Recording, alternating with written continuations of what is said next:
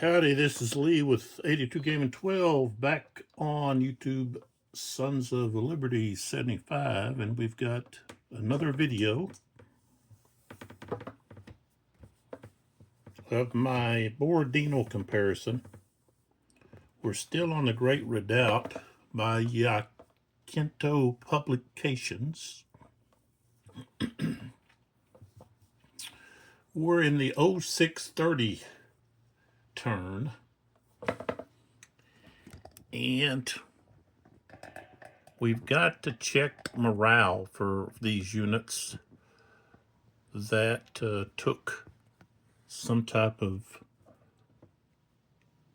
fire, whether it be artillery fire or musketry fire. So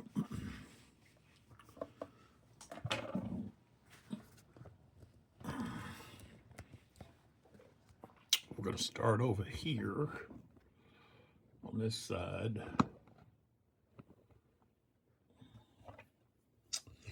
So right here, this cavalry unit, 1st Cavalry Corps, 1st Cavalry Corps, 1st Light Cavalry, and they've got a leader that's got 1 dot. So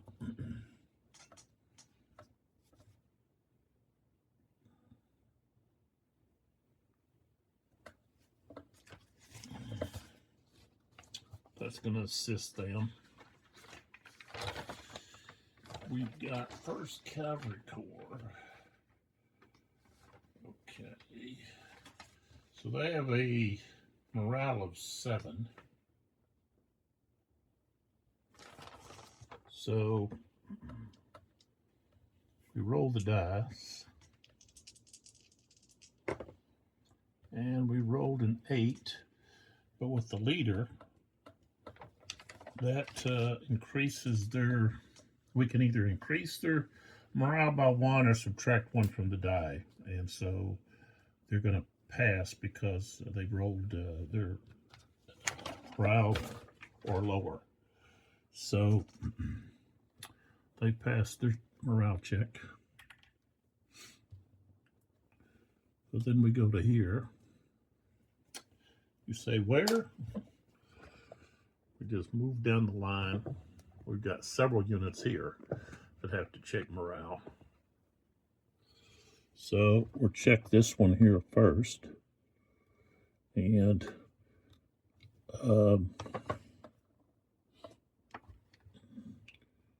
so we've got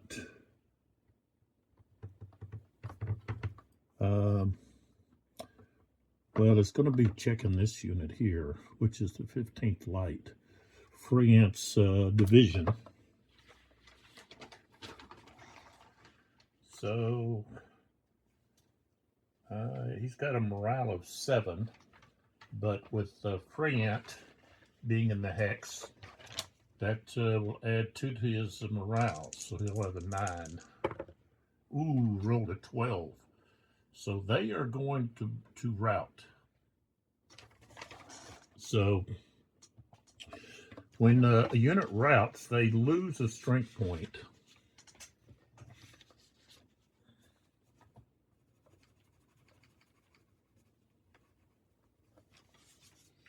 And then they move their full movement. So they're moving out of there. So we could actually go that way. They got to move 5 hexes. Guess I'll just move straight back this way. So let me pull back so you can see where we're going. So they're here. Guess if it's better if I come from this angle. Okay. So 1, 2. Okay, so 1, 2, 3, 4, 5. And we have to put a green route marker on them because this is the Russian turn activation. Okay. And so this unit now has to make a roll 48 because part of the stack left. So the 48 has a morale of 6. Plus 2 is 8. Rolled a 5. So he maintains his stance. Okay. So then we close in. Well, hold on, because I've got to check this unit back here. This artillery unit, first corps, 3rd foot. Okay, they've got an 8. And let's see here, I might have a modifier that I have to apply.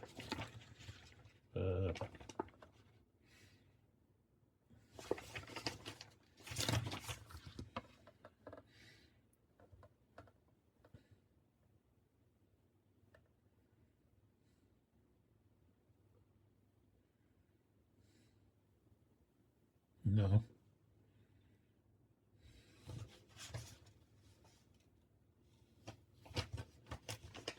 So they have an 8.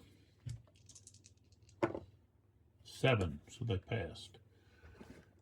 All right, so let's go back here. And so we've got this unit here that we'll check their morale. That's 8th Corps.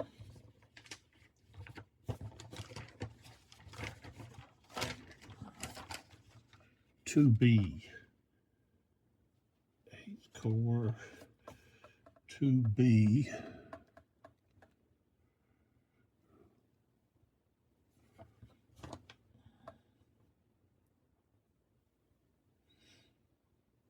Second Guard Division. They've got a 9. They have a leader, so that actually becomes a 10. I rolled a 9, so they passed. Okay. Then this unit here.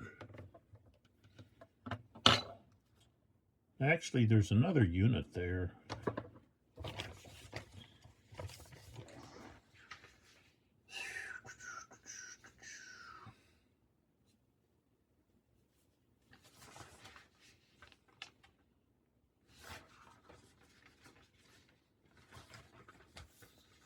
So when you have to check that morale,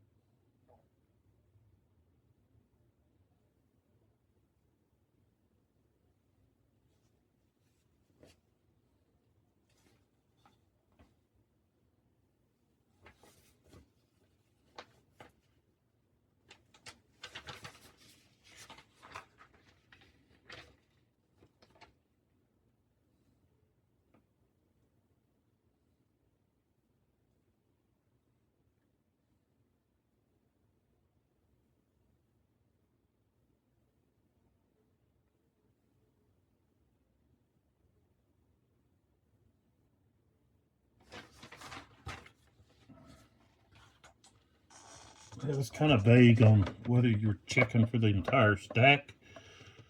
It doesn't say hex, it just says unit. So this unit here was the one that took the hit, or would have to check for morale. So, what did I say they have?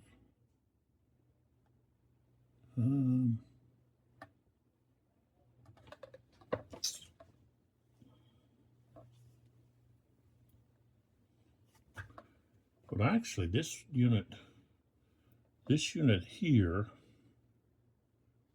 only has a morale of 7. This unit's the one that has 9. So this one has 7, plus 1 is 8, and we rolled a 9. So that unit has to retreat and take a loss. So, and then we have to check the other unit that's with him. So 4, 1, 2, 3, 4. And we have to find some green route marker.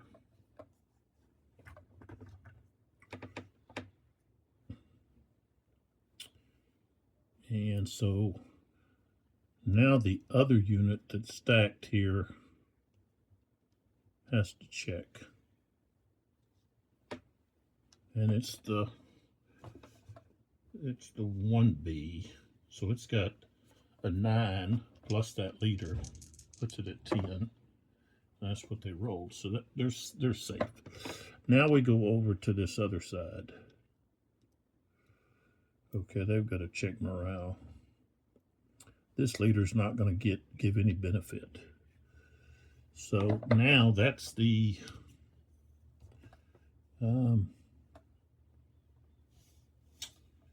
they have a morale of 9,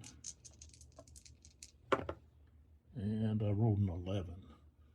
So they're going to take a loss.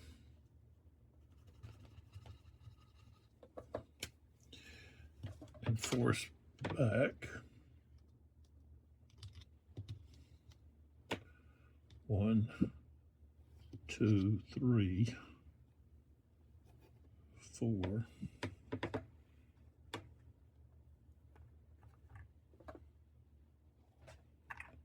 Well, there we go.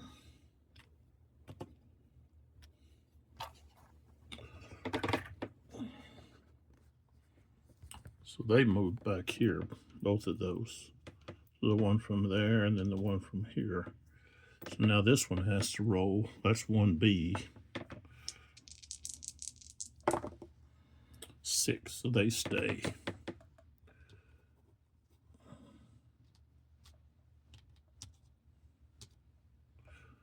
Okay.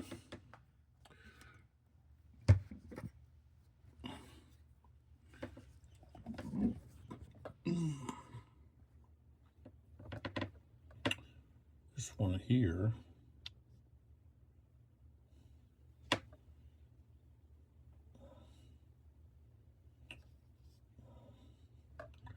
I guess is going to be this horse artillery unit. 4th.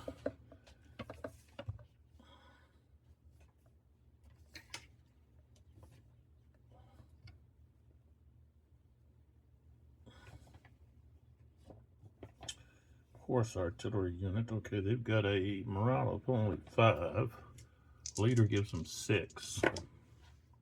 4, they stay, they hold. Okay. Now, this infantry unit there, part of Ney's Corps, 3rd Corps, 72. We've got a morale of 8. The leader gives them a 9 plus 1. Rolled a 5, so they survived that. Okay, and then here would be that artillery unit there in front, or on. Okay. First and first foot. They've got a morale of 7. Plus 2 is 9. We got a 10. Okay, so they just route in place. They don't move. Okay. Now we got to check the infantry. Since the artillery routed, that's 30. Okay, they got an 8 plus 2 is 10. We've got an 8, so they passed. Okay. And then the last one back here,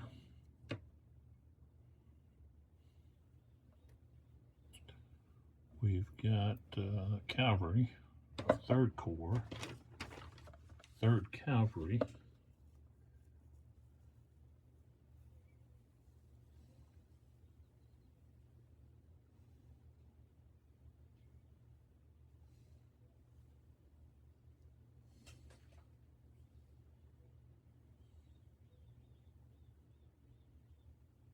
Got a morale of 9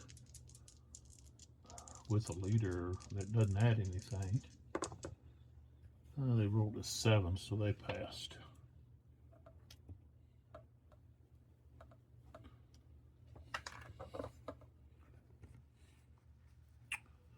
All right, so hello, this is Lee with 82 Game of 12. And we are continuing our playthrough of the Great Redoubt here on the YouTube channel Sons of Liberty 75. I guess I need to come up with a more spectacular intro, a bunch of pictures and collage of revolving images and music and all the fanfare. I commend those that are doing videos and they have those skills to do all of that fancy stuff. I'm just here to put out playthroughs so that other gamers can see how these games are played and, you know, learn maybe something about the rules. A lot of times it's going to be instrumental in the fact that I'm showing you when I make a mistake and then I have to point out the specifics of that rule that I missed, or maybe something I did incorrectly. And when I do that, that tends to stick into your mind a little bit more than maybe regular play. And this will help because this could be something that you also overlook. And if you see something that, you know, you think is interesting or could benefit other gamers, well, throw a comment down. And that way, gamers that are looking at these videos will see that comment and it'll help them. Or we might get a discussion going on some issue. Let's not make it something controversial or politics. If you've watched any of my videos for very long, then you clearly know where I stand. And I'm trying to not go there. I just want to do games on this channel. I don't want to go into any of the other stuff of life. This is just strictly for wargaming. So, but I do appreciate all those that subscribe. I don't ask for that. I don't ask for donations and what's the some of them have some kind of other little site that people subscribe to for money, and they get bonus information or bonus video, all that. I'm not into all that. I'm just into doing these games, having fun, and helping out my fellow grown-ards. So I'm not into the likes and asking you to subscribe. If you want to watch the videos, great.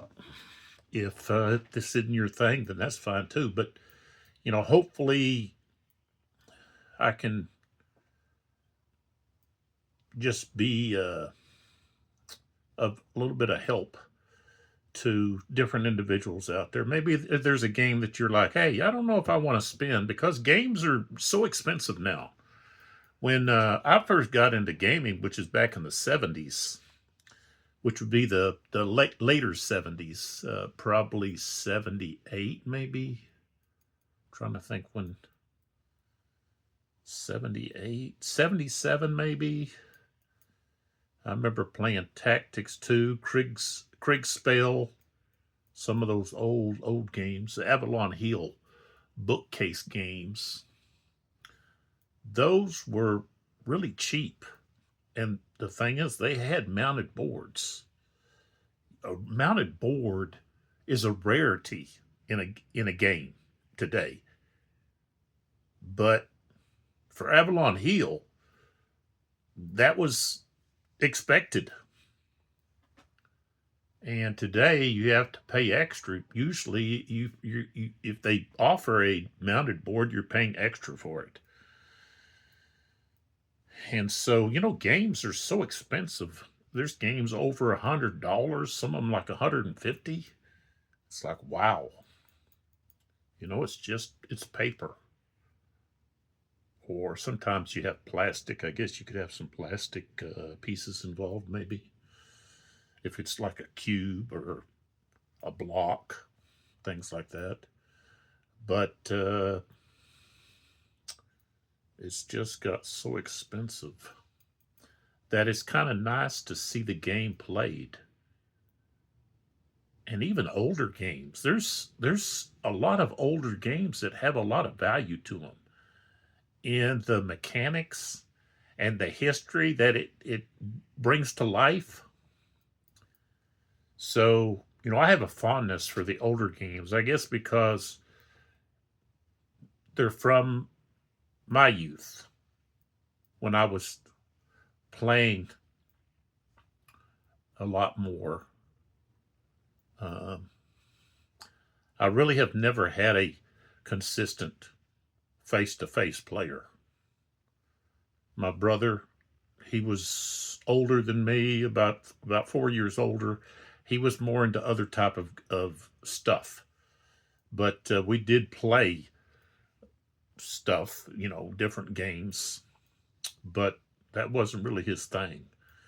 And so, I play solo. If I'm able to play someone, it happens to be over the internet. But I haven't done that since probably back in COVID. During COVID was probably the last time I played someone online on like Vassal.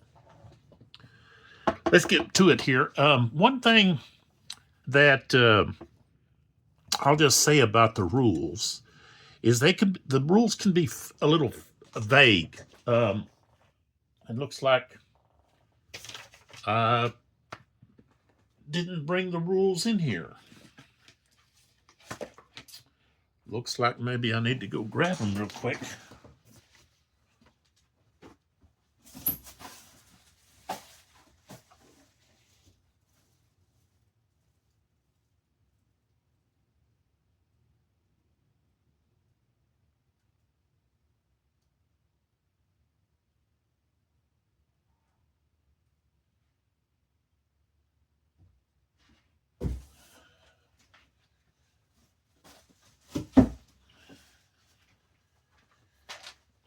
Okay, so I got the rules.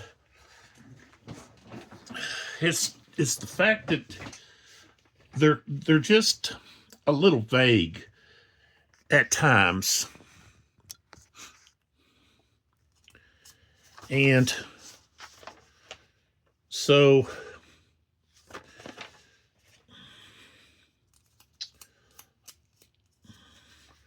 they're laid out so that it follows the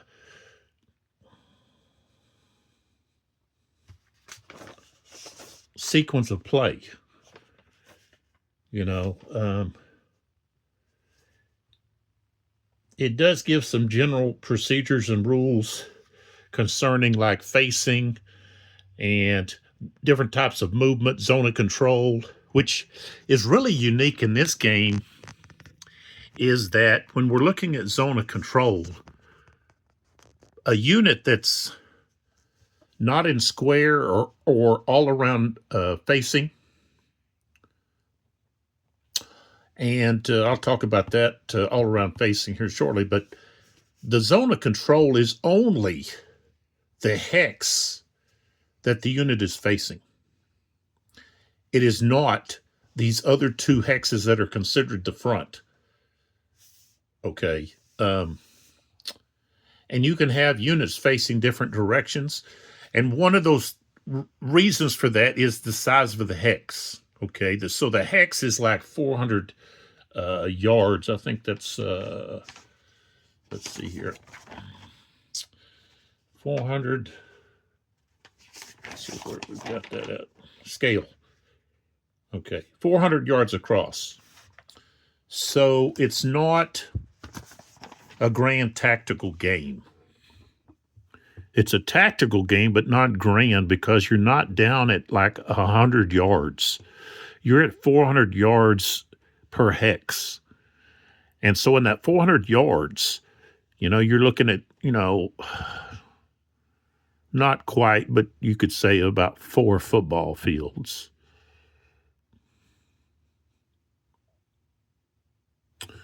The end zone is 10 yards. So you got 120 there. So, you know, at like 3 football fields, that's 360 360 yards. You know, so a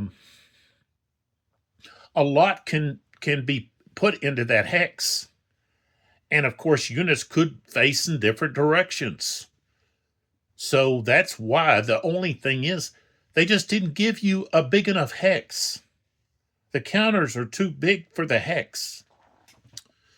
But if you're in a square, of course you have all around facing. If you're in an, what do they call it? They call it all around facing, I think.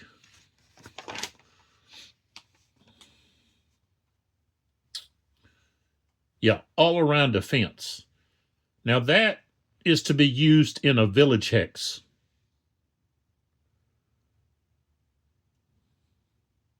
And it can only be formed in village hexes. And it can even be formed in that village, the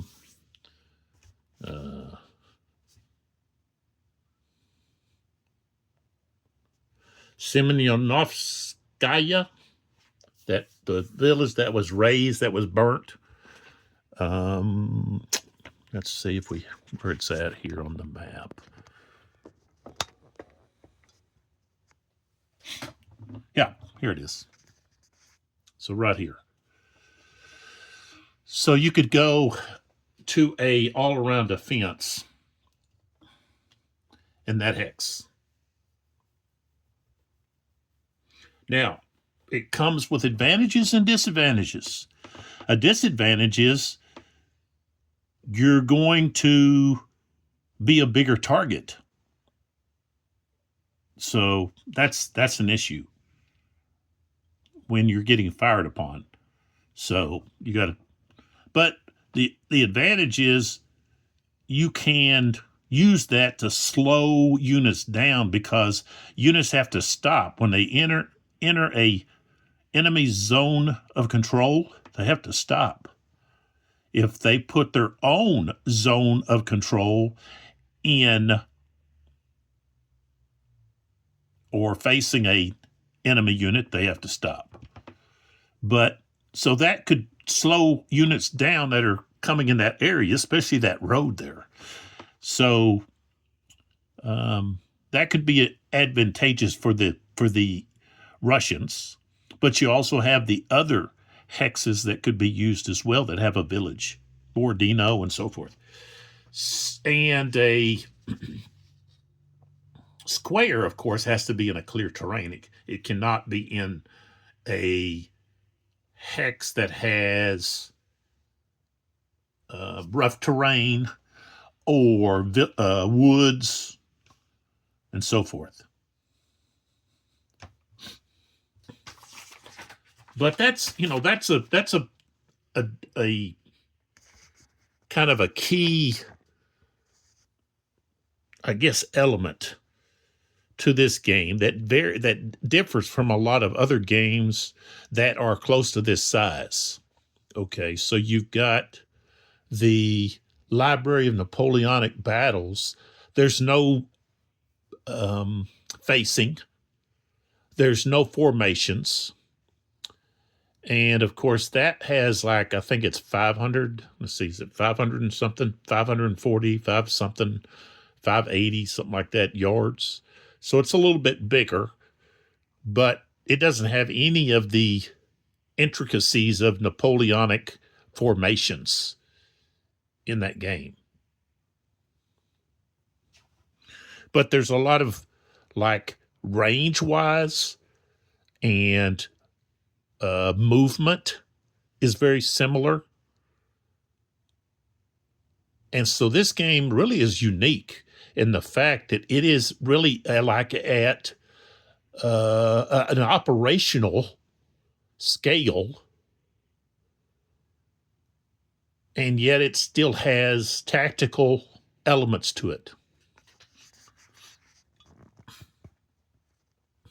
I just wish they would have given you a bigger map with more space, especially over here where Utitsa's at, right here. But, okay, so covered that. Another thing was the melee. Okay, so when a unit is going to melee, the rules, I couldn't find where it specifically tells you when to place these melee markers. Okay, you've got these melee markers with a sword, or actually it's a bayonet. And when you place these, do you place them before you start the fire combat, the fire phase? Or do you wait until after and then you place it? Because I know in the rules it says when you're meleeing, if the units have been removed due to fire combat, fire phase, during the fire phase, then they can move into that hex. Well, if you haven't placed them yet, and I didn't place them, because it's kind of vague about, well, when do you place the melee markers? Okay, well, the melee markers will also let your opponent know where they can melee in return, because they're not getting to choose where they melee. They're just responding to you meleeing them. So, for example, okay, so I've got one of these melee markers, but I also have one of these little, it's a plastic, like a crystal red jewel. Okay, that I was thinking about maybe using instead of these melee markers. Of course, with the melee marker, you can point that bayonet where you want to assault, but Okay, so the Soviets, I shouldn't say Soviets, they're not Soviets. The Russians don't really want to do a lot of meleeing because they don't want to, if you melee, then you're attacking the enemy. And if they are pushed out of the hex, you got to move. But for example, here, I'd want to melee. So I should have had this placed there like that.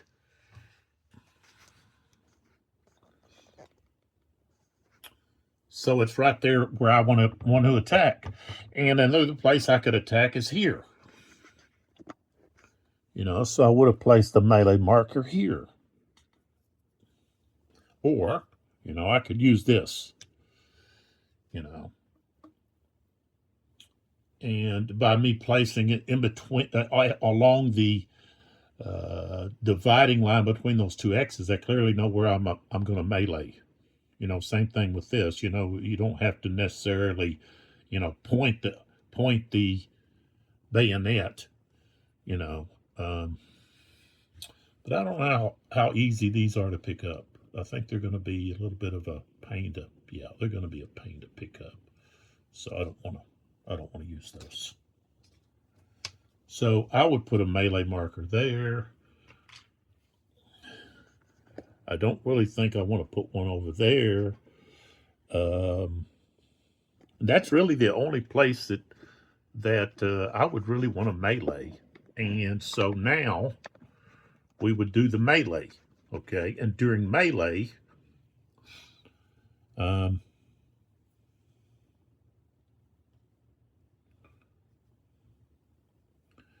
actually, I can melee with this unit as well, like this. So in melee, the attacker, phasing player, gets to go first, unlike in the fire phase.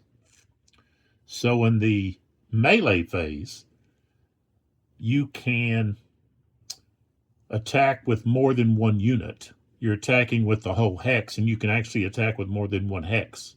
So you can attack with, 2 hexes against the one, or 3 hexes, or 4, 5, 6, whatever. So, and it's basically, small arm fire, musketry fire, plus could involve sword slashing, stabbing, so forth.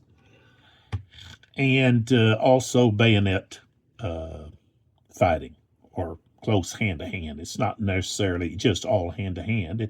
It can just be, close fighting.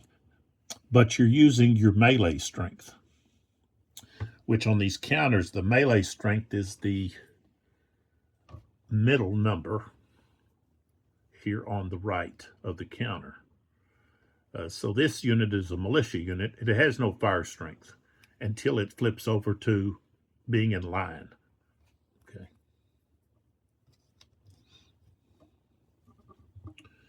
All right, so let's go ahead and do the melees here of just these few that we're going to actually have here. All right, so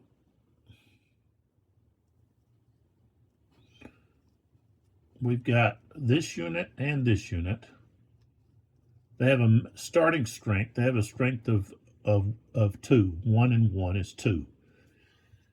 And so then we look at the melee modifiers. Cavalry versus square, no. Versus defense behind trench, no. From flank or rear, no. Cavalry not charging, no. Uphill, no. Melee downhill, no. Charging infantry in column. They are in column, so they get a +2. So now they have a strength of 4. And then we look at their overall numbers, strength in numbers, not in melee, But so we've got SM 1B and 2B.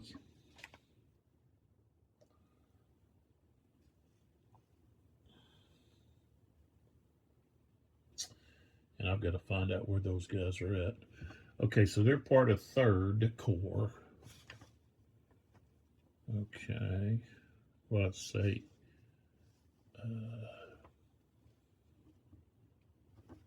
SM.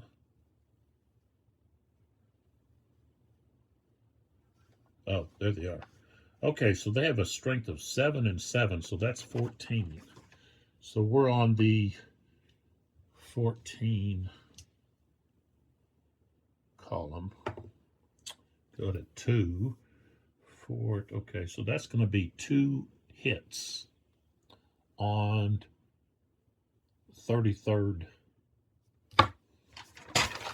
1st Corps, 33rd. I guess that's probably a regiment. France units. So they take 2 hits.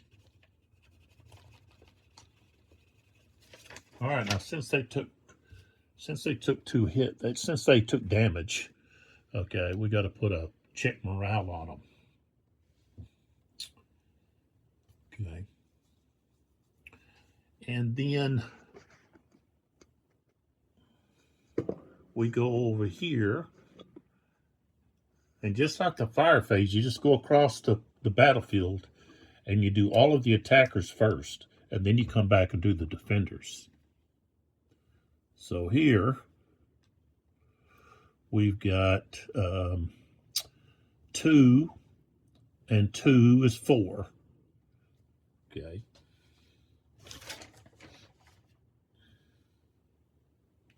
And they're infantry charging in column, so that's 2 more. So we're at 6. Plus we have a leader, and I guess the leader's not gonna, I guess the leader does not give us any kind of benefit. I thought when you're attacking, your leader gave you a benefit. Let's see. Where's that at?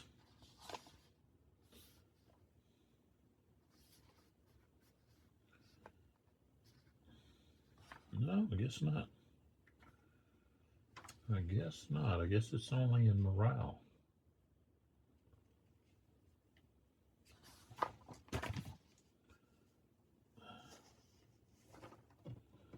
Okay. So they've got attack melee strength of 6. So that's 1B. Okay. 7th Corps.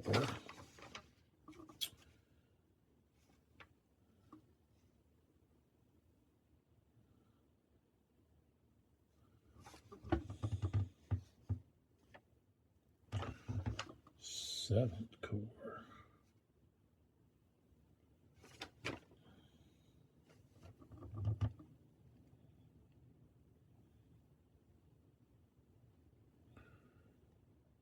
Oh, 8th and 7th.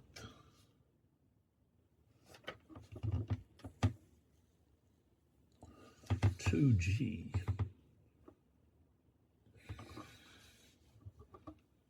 I think he's, yeah, he should be 3rd Corps. I think the long one. I think that, yeah, that is 8th Corps. Okay. So 2B and 2B. So we got a strength of 9 and 6. So that's 16 at 6. Ooh, rolled a 1. That's going to be 3 hits. 3 hits on 48th. Let's see, are these? I guess these are, let's see if they are. Regiments.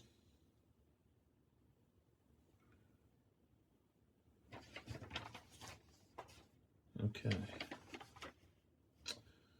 So 48 takes 3 hits. Ooh.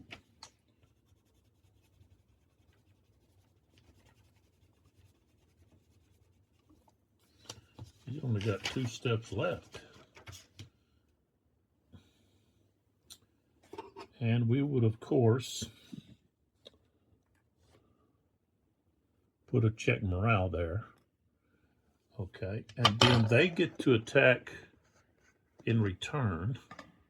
Now it's the non-facing player's turn to attack or to dish out some damage possibly. But see, the damage that they received has already been taken off. So instead of them having a strength of 5, they now only have a strength of 2, this unit. So they have a 2, and they get a +2 charging infantry column. So that means they've got 4, strength of 4, but an overall troop strength of only 2. Rolled up 5. That's going to be no effect. Okay, I'll leave that there for now.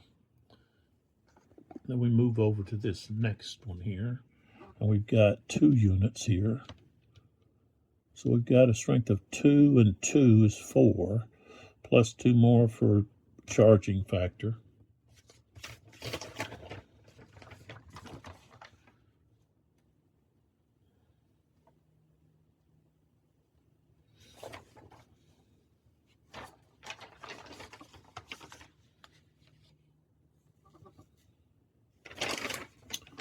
So that's 6, 33, and 111.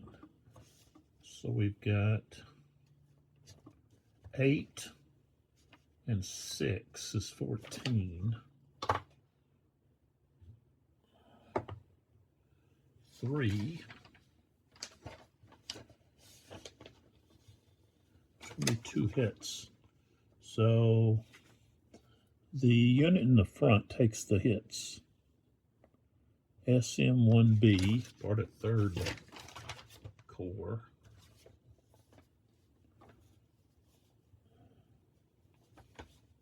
Okay, so SM1B.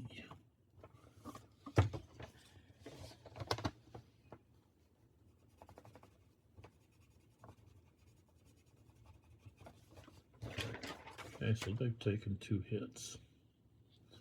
And then, of course, which means they have to check morale.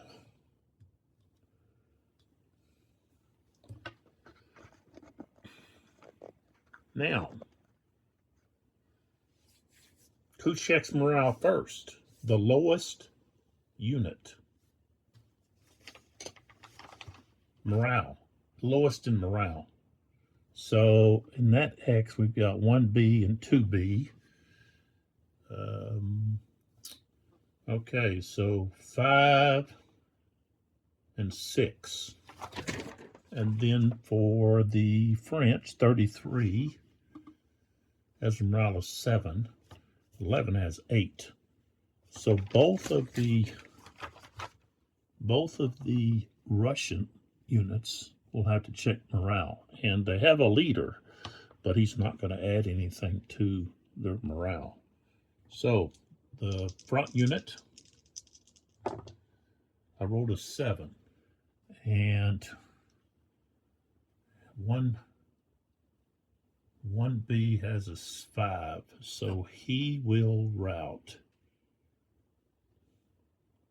It'll be, I've got to use a green route marker. And he has to take a loss for routing.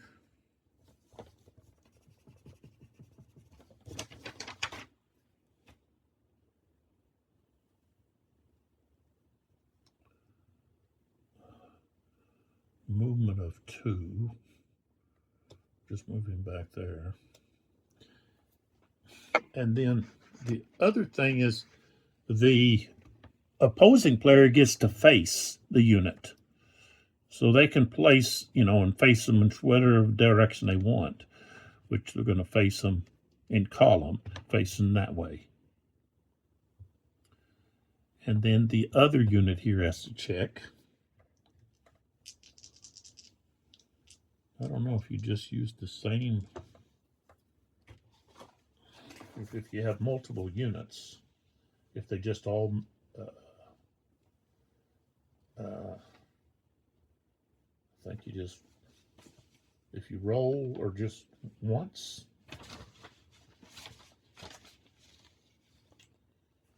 Let's see here.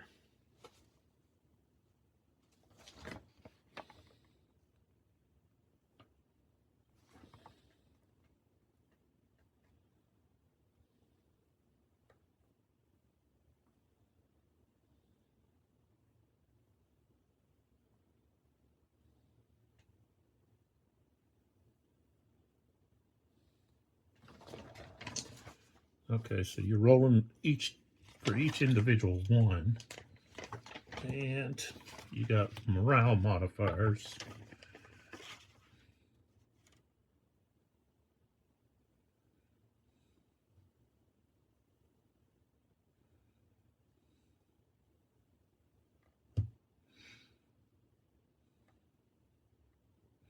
Lower best morale differential. So I think you have to you would lower their morale based on the difference between the lowest morale and the best morale, which was 8. And I said their morale was 5.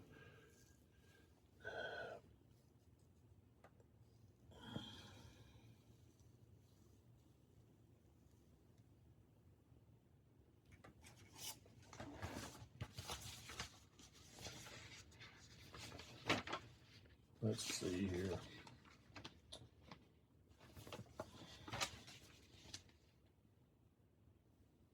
Oh, that's only for charge. Okay. All right, so we won't worry about that. All right, so the other unit has to roll. This unit here. After my red block. So this unit. And that unit has a morale of 6. I rolled a 4, so they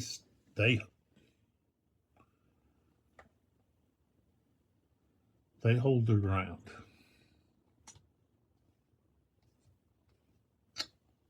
And then the French have to roll. So, okay, 33 has a 7, but they get, oh, they don't have any leader with them. I rolled a 7, so they're okay. And then the other one has an 8. I rolled a 9, so they're actually going to actually retreat. So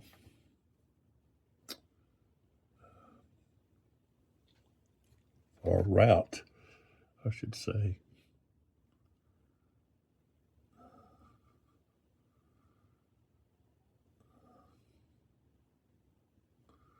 Okay, so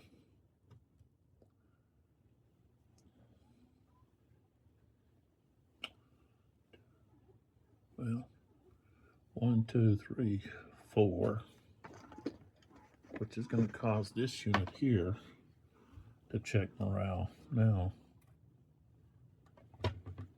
61 has an 8. And they rolled a 9, so they're going to route.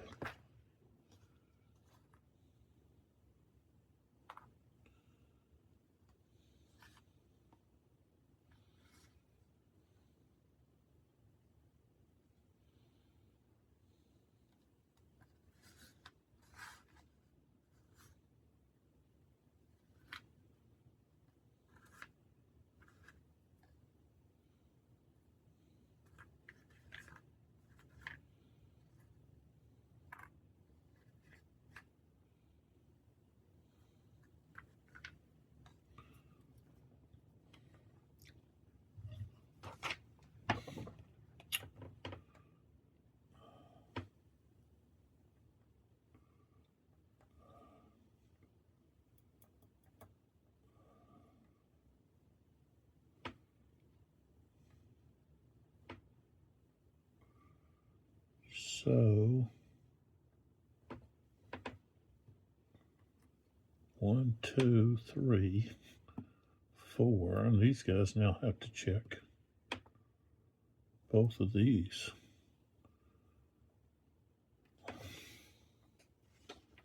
So the first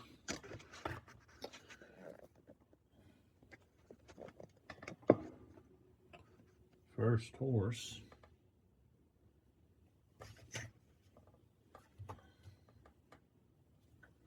they've got a 9, rolled a 7, and then the first cavalry,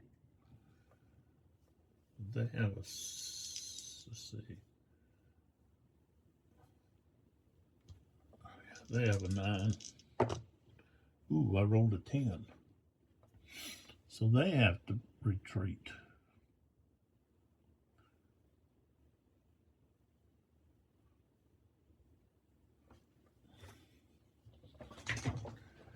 And let's go over here and find some more route markers.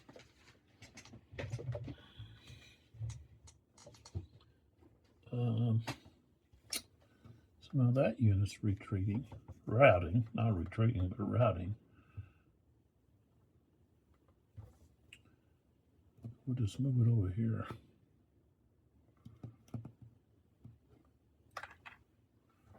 All right.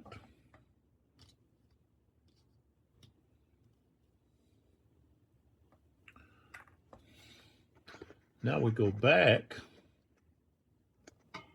where we had that conflict,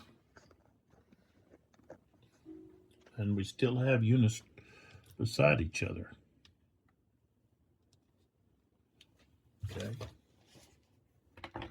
So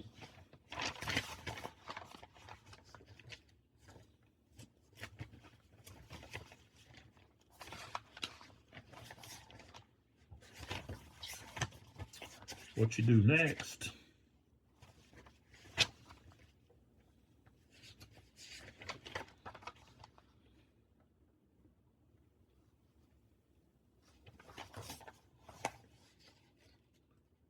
let's find it.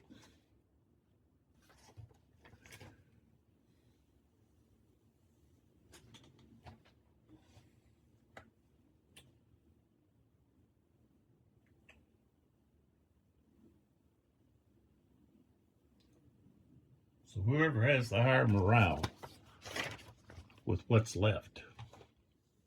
So 33 has a 7, and Smolinsk's militia has a, what is that? 2B has a 6. So they have to retire. Put them this way. Like so. And this unit can move in.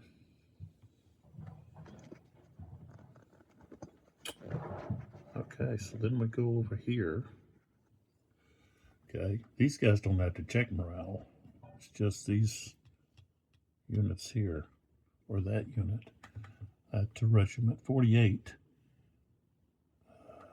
free ants. But this is where free ant can add 2 to the morale because of his bonus.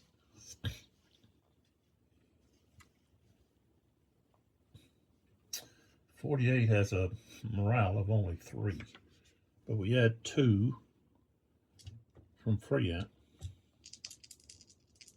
so it's 5. But we rolled an 11, so they're going to route. And I've got to mark off for these units, these other units that routed.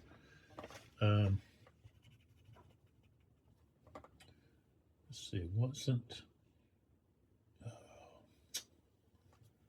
Let's see if I can erase that. I don't know if I can. Oh, yeah. So it's the cavalry.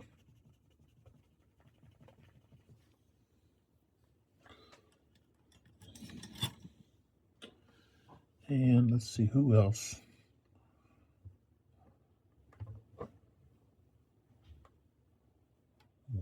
11. And then here, 1B.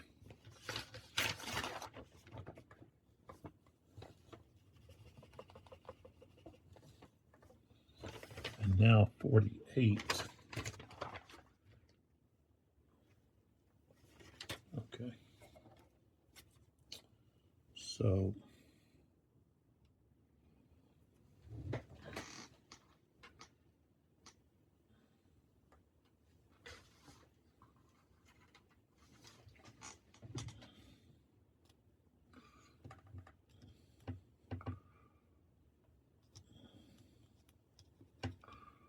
one, two.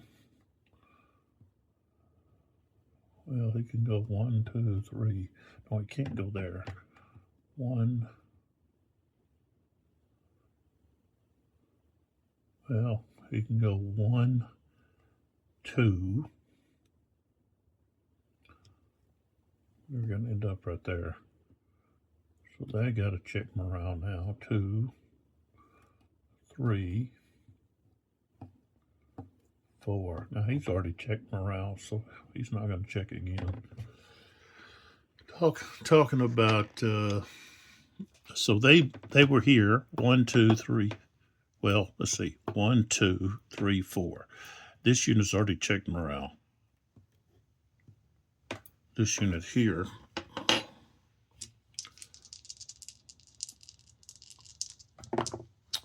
got a 5, so they passed. And then back here, somebody can move in, and we're going to move these guys in. So they regain those part of the fleshes.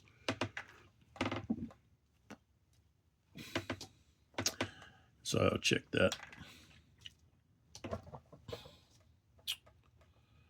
All right, so that takes care of the morale for the French. And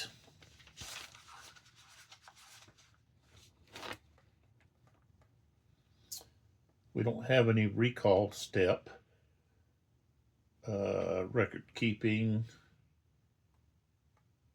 So that's it. Didn't get a lot accomplished, but I'm going to stop right there. I may be going back over to the other Borodino battle, the La Bataille from Game Designer Workshop.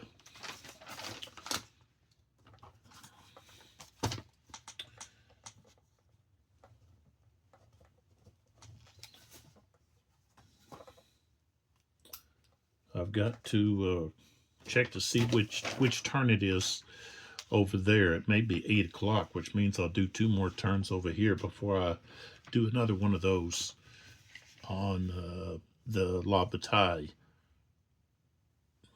Borodino. So let me get back to that. But once again, appreciate all the people that subscribe, that watch, that comment. You are appreciated. It's nice to know that something you're spending time on is considered of some value to others. So I appreciate your support. And hang in there. We've got other games that I'm getting to the table. Reavers, what is it? Reavers or Redeevers? What is it? Well, it's part of the Bora, Anglo-Bora War. It's a Legion War Games. So I think it's like Redvere's Revenge or something on that line. I'm just struggling with the rules. I don't know. My mind doesn't seem to be as clear as it used to be on reading rules and interpreting what's there. but these rules are really kind of throwing me for a loop. It's a solitaire game. And I've got the map laid out. Now I just have to figure out, I'm just like, I don't know, I'm struggling with just the whole process. So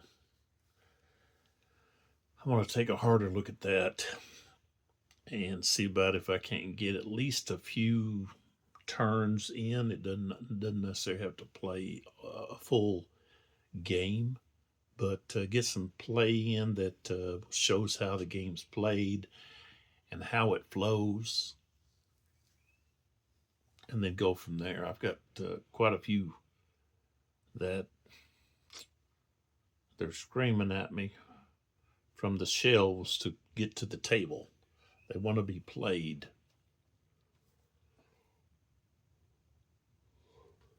So, and also if there's a specific game that you'd like